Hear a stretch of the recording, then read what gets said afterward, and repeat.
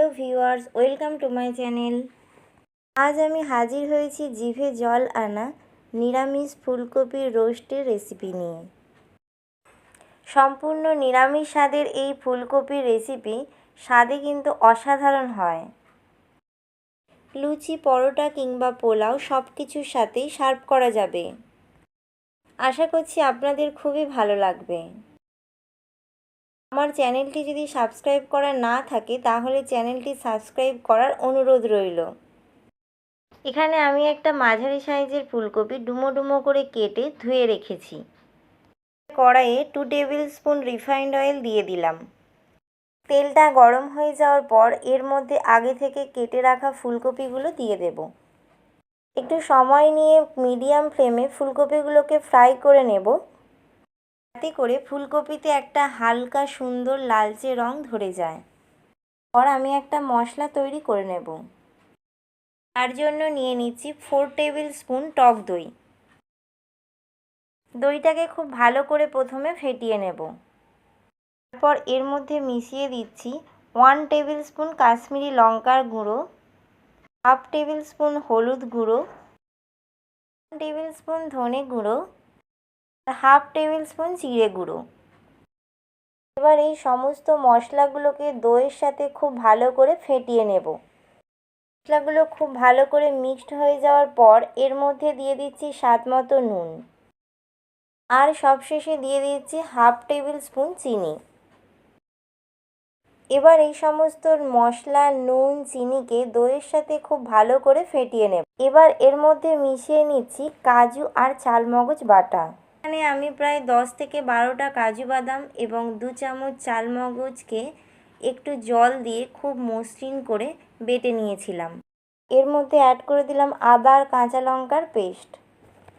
এবার এই সমস্ত মশলা, নুন, চিনিকে দইয়ের সাথে খুব ভালো করে ফেটিয়ে নেব, যাতে করে দই আর ওই মশলার মিশ্রণটি খুব ভালো করে মিশে গিয়ে ওই মিশ্রণটি মসৃণ হয়ে যায়।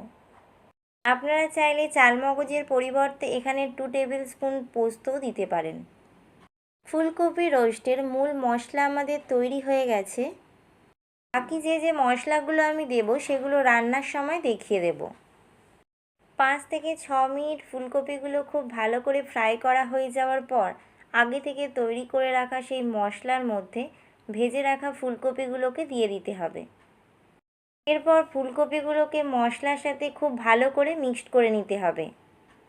দই আর এই মশলার মিশ্রণটি ফুলকপির সাথে খুব ভালো করে মিক্সড করা হয়ে যাওয়ার পর এটাকে ম্যারিনেট করতে দেব 10 মিনিট। এরপর সবশেষে এর মধ্যে অল্প পরিমাণ জল অ্যাড করলাম। এবার 10 মিনিট পর ওই কড়াতে আমি 1 টেবিল স্পুন রিফাইন্ড অয়েল এবং 1 টেবিল স্পুন ঘি নিয়ে নিয়েছি।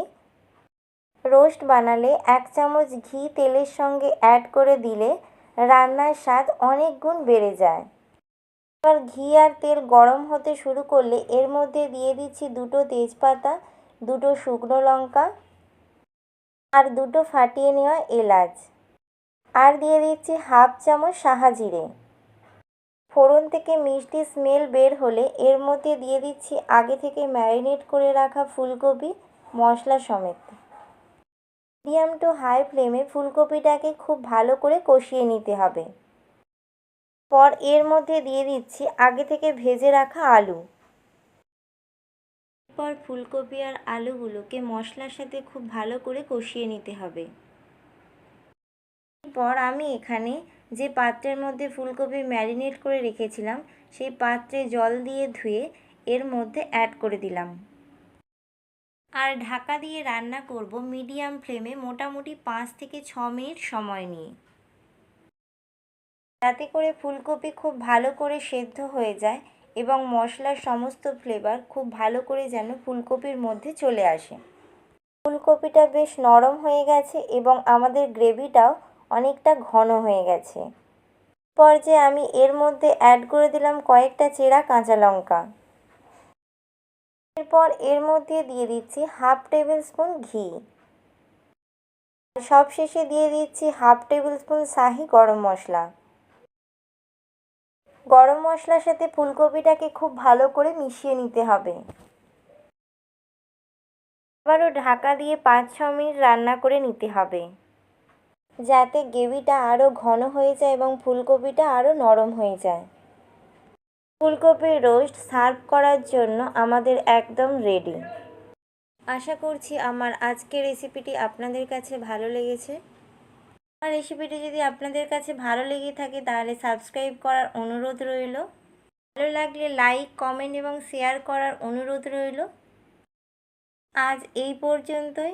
Thanks for watching my video.